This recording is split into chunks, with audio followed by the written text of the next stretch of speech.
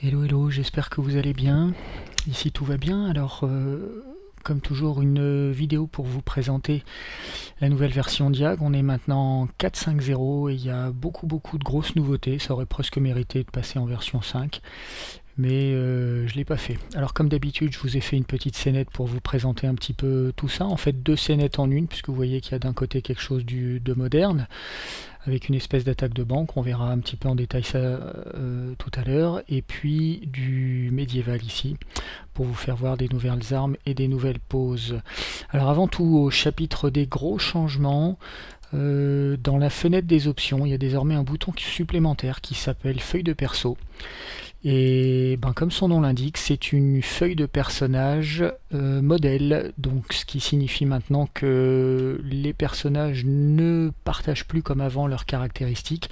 J'ai désormais centralisé tout ça dans une feuille de perso qui fait partie des options. Et donc ben, tous les personnages partagent cette feuille de perso. Ils peuvent avoir évidemment des lignes en plus, mais ils en auront jamais en moins. Et tout personnage qui est créé dans le jeu dispose de cette feuille. Donc ben, pour l'instant je l'ai faite minimaliste, hein, 3 caractéristiques, 2 compétences. On met évidemment ce qu'on veut, on supprime des lignes. Oui, on a désormais la possibilité de dupliquer. Mettons que je veuille rajouter ici une compétence, je sais pas, de tir. Voilà, ben, toutes les autres lignes sont déjà là. Et du coup maintenant, lorsque je vais créer un personnage,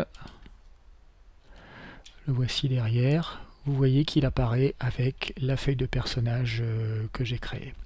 Alors on peut lui donner par défaut un nombre de points de vie max, un nombre de points de vie, une initiative, un bonus, on peut le faire participer au tour, on peut rajouter des actions, donc voilà, tout ça c'est ce qui arrive par défaut pour tout personnage qui est créé, ce qui est partagé par les autres persos, et c'est donc géré par cette feuille de perso centralisée maintenant.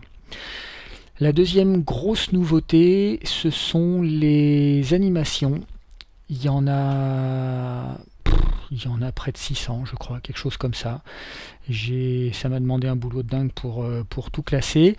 Alors comment ça se présente dans la fenêtre des animations? Bah, vous voyez qu'ici, on a comme d'habitude 3 animations pour la mort, le repos, l'action. Et désormais, quand on clique sur un des boutons pour changer l'animation, alors je vais réinitialiser les filtres, vous voyez qu'on a ici la liste de toutes les animations qui sont disponibles maintenant dans le jeu. Alors vous voyez la liste déroulante.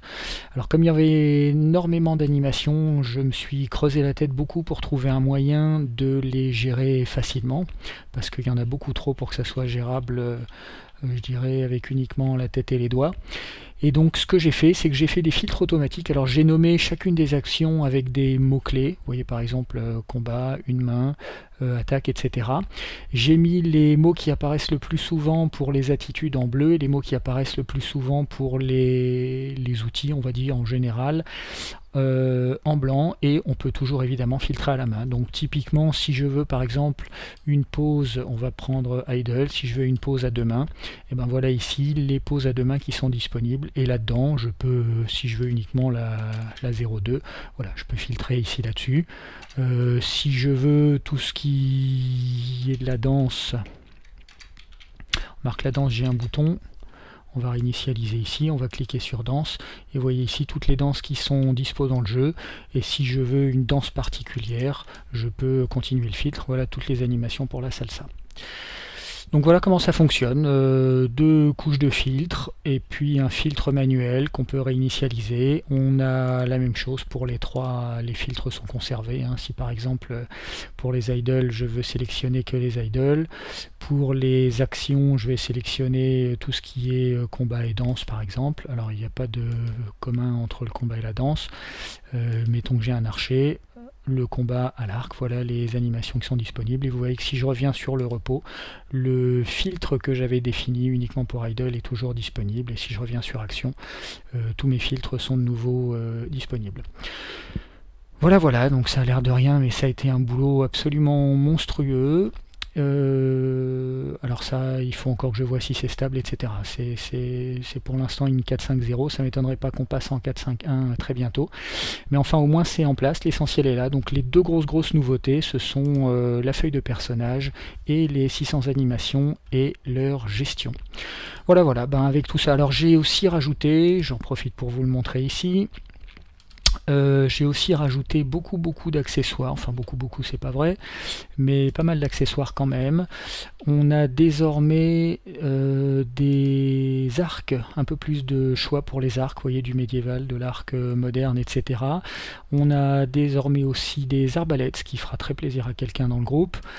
J'ai rajouté des armes, voilà, on a des 2 haches ici qui sont arrivées, j'ai quelques épées qui sont arrivées, aussi des pistolets, cette fois-ci maintenant on a un choix de pistolets, et puis également un grand choix, alors j'ai un couteau supplémentaire, un énorme choix de carabines en tout genre.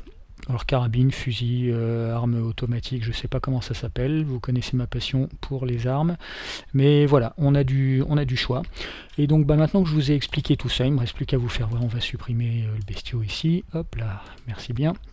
Il ne me reste plus qu'à vous faire voir ce qu'on peut faire avec ça. 2 petites scénettes, donc ici une scénette moderne avec une attaque de banque, on va dire. Donc on a ici de la flicaille qui est en train de réceptionner 3 malfrats qui sortent des bâtiments qui sont derrière. Alors voilà ce que ça peut donner ici. Vous voyez ici un militaire armé d'un fusil. On a ici un flic qui est agenouillé et qui tient en joue quelque chose ou quelqu'un à l'aide de son pistolet. Oui, au passage, la qualité des armes, c'est superbe. On a ici le petit malfrat de service avec ses 2 couteaux. Donc je ne sais pas qui il a envie d'égorger, certainement un des policiers.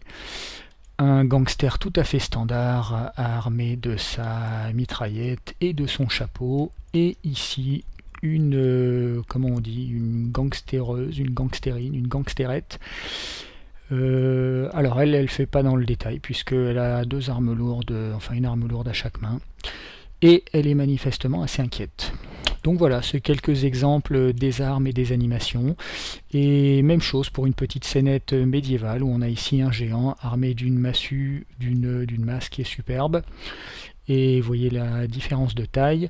Et il est accueilli ici donc par 5 personnages que je vais vous présenter. On a ici un garde muni d'une hache double. Alors vous excuserez mon ignorance totale du nom des armes. Je vais appeler ça comme je peux. Donc une espèce de hache à 2 lames. Derrière, on a un garde différent ou un guerrier, lui muni d'une arbalète. Vous pouvez voir l'arbalète. On a ensuite une archère ici. Alors vous voyez ici qu'elle tient un des arcs qui sont disponibles. Un deuxième archer ici avec un arc différent, avec des espèces de bouts de bois tressés. On a ici une guerrière munie, elle, d'une énorme lance avec une lame très large.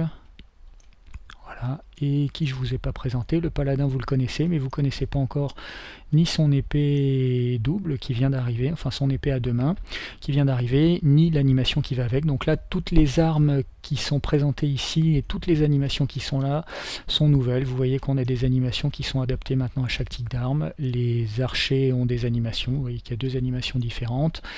L'arbalétrier utilise une animation de fusil, les fusils et les arbalètes c'est les mêmes animations. Et puis ensuite, tous les autres, c'est des animations à 1 main, à 2 mains, on a des armes en tout genre.